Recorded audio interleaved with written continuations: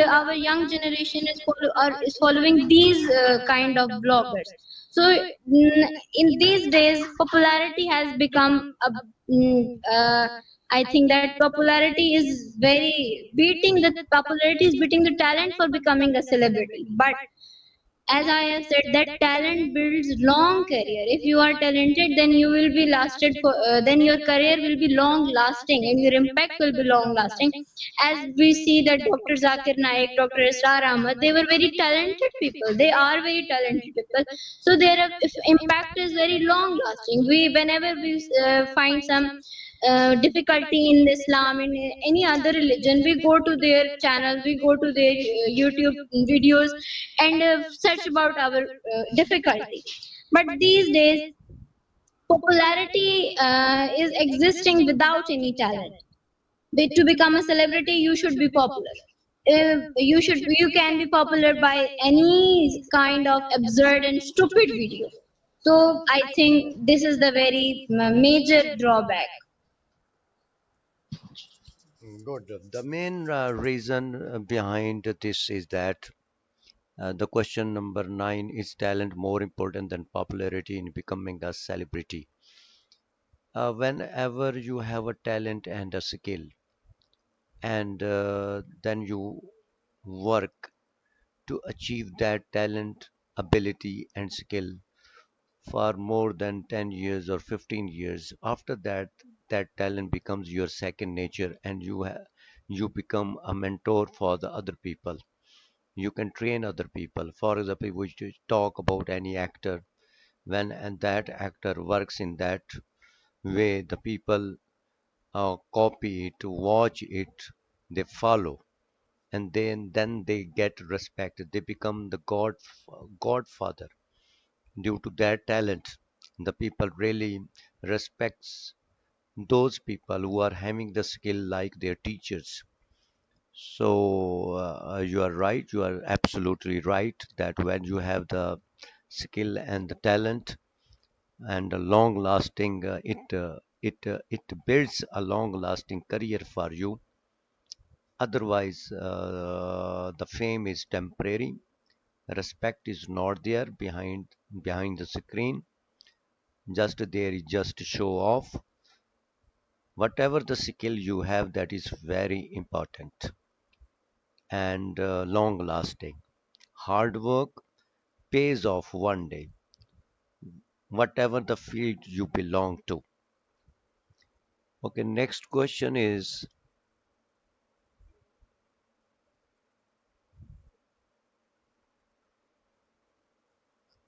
which celebrity you like nowadays? Which celebrity you like very much, and why?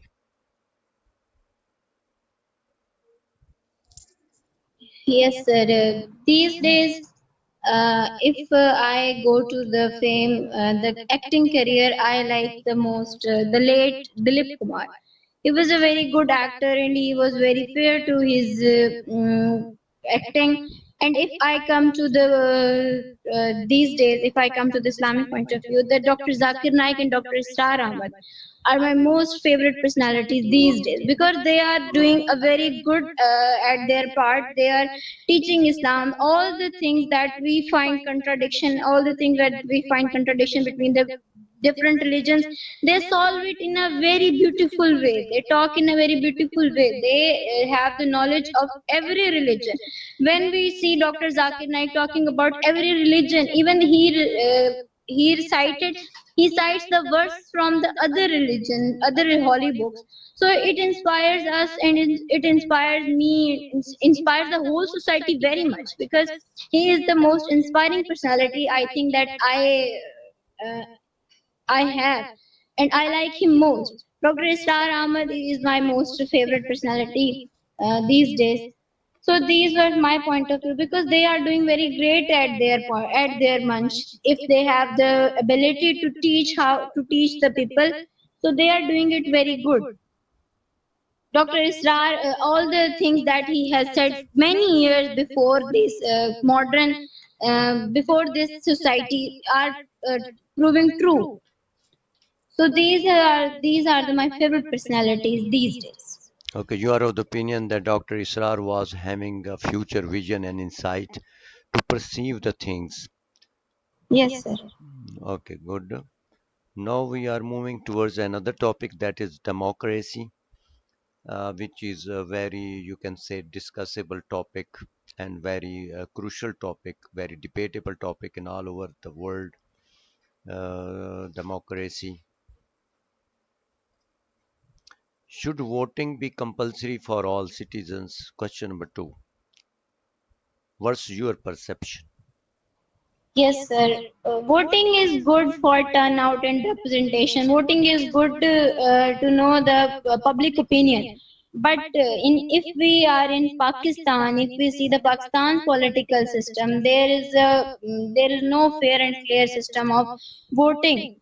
There are uninformed voters. Even the political influencers, the political influence leaders influence the voting. They buy votes with there is a corruption in every department of our just political system. The votes are not clear. They just buy the votes and become the leader. There is a fight for power. There is a fight for leadership. So I think that voting is compulsory and is very good for the people. And as we find it in the Islamic history, Rasulullah, Hazrat Abu Bakr Siddiq Radhiyallahu ta'ala anha was elected by the people's opinion. Even Hazrat Ali Radhiyallahu ta'ala anha was elected, and even Hazrat Umar Radhiyallahu ta'ala anha was elected by public opinion. Sahaba Kiram Radhiyallahu ta'ala anha, he was not just that Rasulullah sallallahu alaihi wasallam. After the Visal of Rasulullah sallallahu alaihi wasallam, Abu Bakr Siddiq radhiyallahu anhu became the caliph. He was elected by all the Muslims of the world of that time. So I think that voting is compulsory, but it should be crystal clear, and there should be no political influence. So it is my point of view. Okay, differentiate between a democrat and dictator. Differentiate between a democrat and dictator. Differentiate between a democrat. Yes, sir. A democratic person is the person who believes in the public opinion, because democracy is defined as the government of people, by the people, and on the people. Democracy is defined in many books, in many international books, in these words.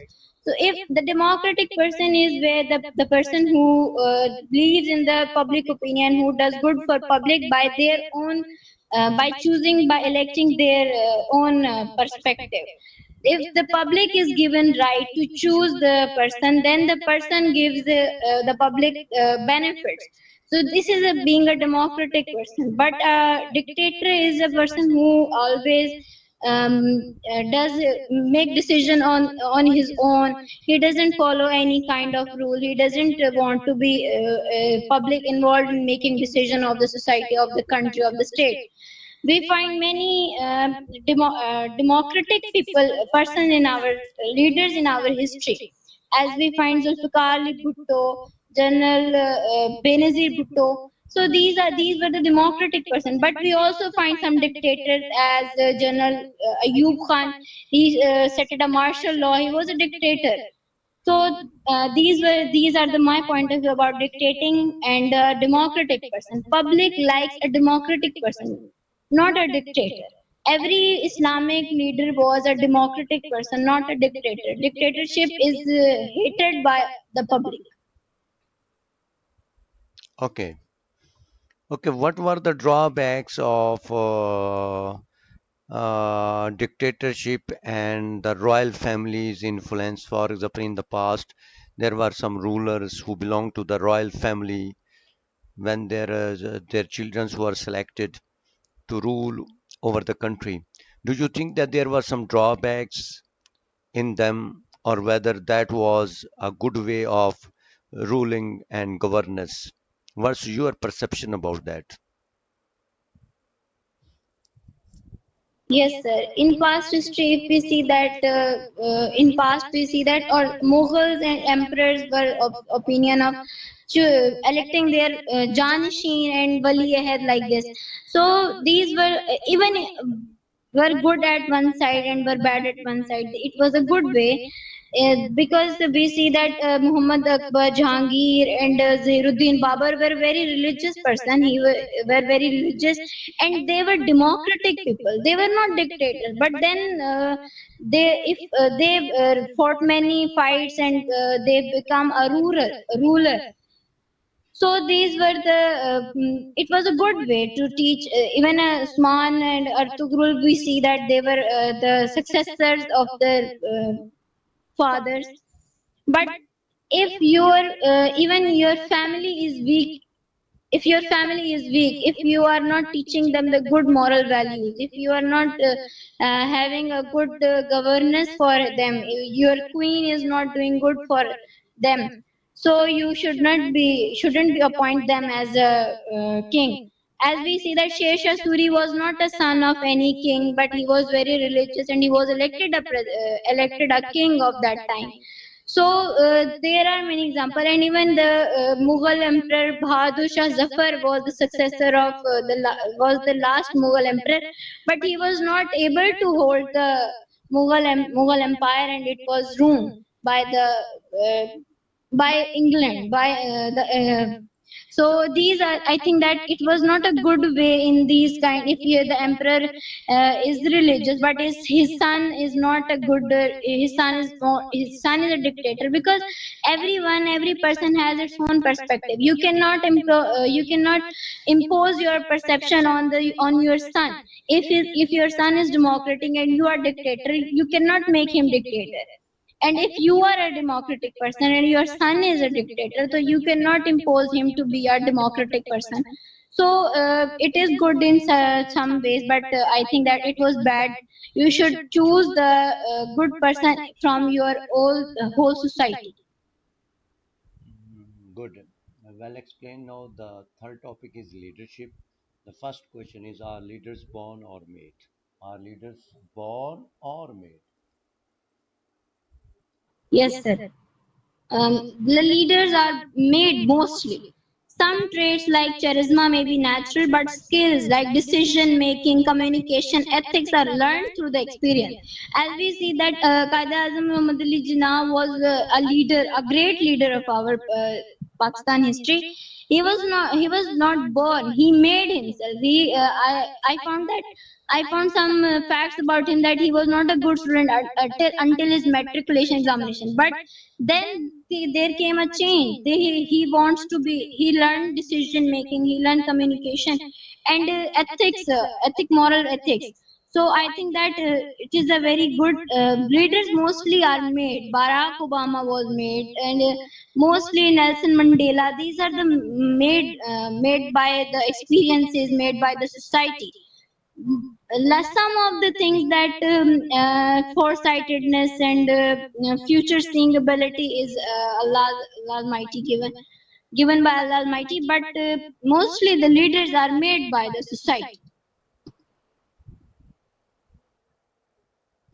Yes, leaders are not born but made. They pass through a lot of difficulties and then they are made. Okay, the next question is: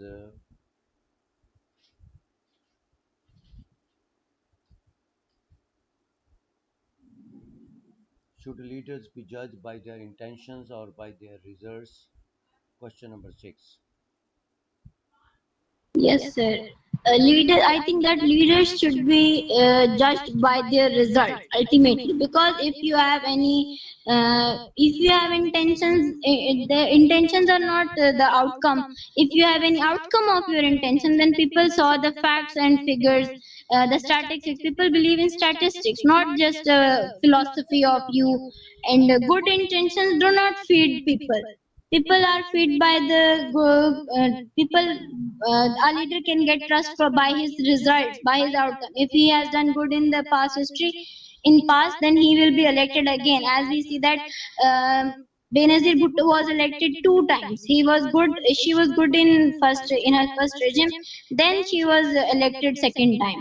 So intentions matter for trust only. But best leader is that who has good intention and proven results. We have many examples of the leaders who has good intentions, but they have not any kind of better result. So they are not elected by any of the society people, any of the society. Then, if we go to our neighbor country, Mr. Modi is elected many times. He has done a great for India. So he has been elected. He has good proven results. So he has been elected for the many times in India. Even in Pakistan, we see many leaders who has been elected for repeatedly because of their proven results. So I think that a leader should be judged on the basis of his results, not only intentions. Good. Should leaders admit their mistakes publicly? Question number 9.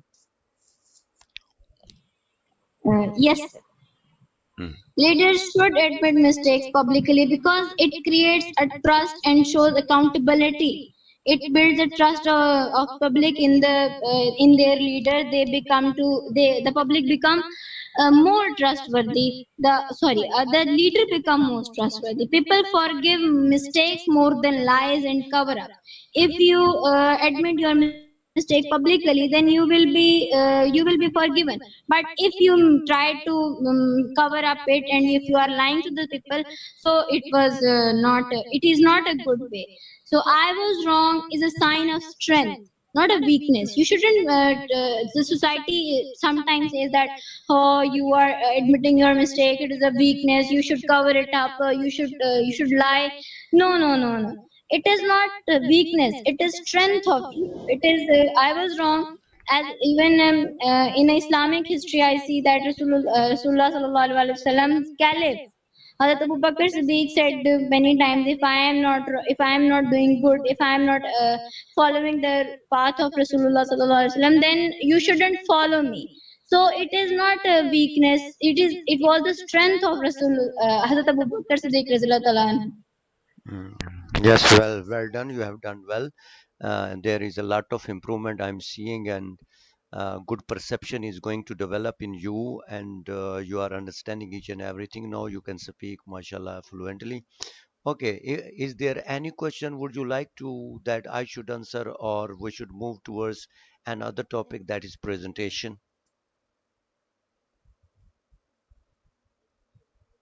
Is there any question in your mind to which you would like that I should answer or not? Yes, sir. The question is, can leaders succeed without any popularity? Can leaders succeed without any popularity? Leaders have to spend a lot of time, and they have to do a lot of planning for the public when they will start working for the public. Mostly, leadership takes a lot of time to become famous. So, due to this reason, popularity is not enough. The leaders comes in front of the public while doing a lot of work behind. For example, if we give the examples of a lot of leaders, they have spent a lot of time in jails. They sacrificed a lot. They sacrificed their family. They sacrificed their life. They served the public. They came in front of the people after doing a lot of work for them. They had sympathy, and they felt for the public. They they really worked hard for the welfare of the public. Then they became famous. Whether we talk about Edie, whether we talk about Imran Khan, whether we talk other people like the leaders of America, USA, or other people like that. So automatically, at first, the leaders will have to show some welfare activities publicly, come in front and do hard work. Then after that, they will become famous, and then it will become easy for them to lead the nation. They have a very good quality of connecting the people, making team building, looking at the good thing, and they don't become jealous of those good things. Whenever they see some good things in other people, they encourage them and motivate them and make them their best friends. So they search good people, and they connect those good people with themselves, and then they use those good people to lead the society, to work for the welfare of the society. In this way, there is a great planning to be the leaders. Any question? No, sir. Okay, now what was the topic of presentation? Sir, it was a comparison between the major religions of Islam world.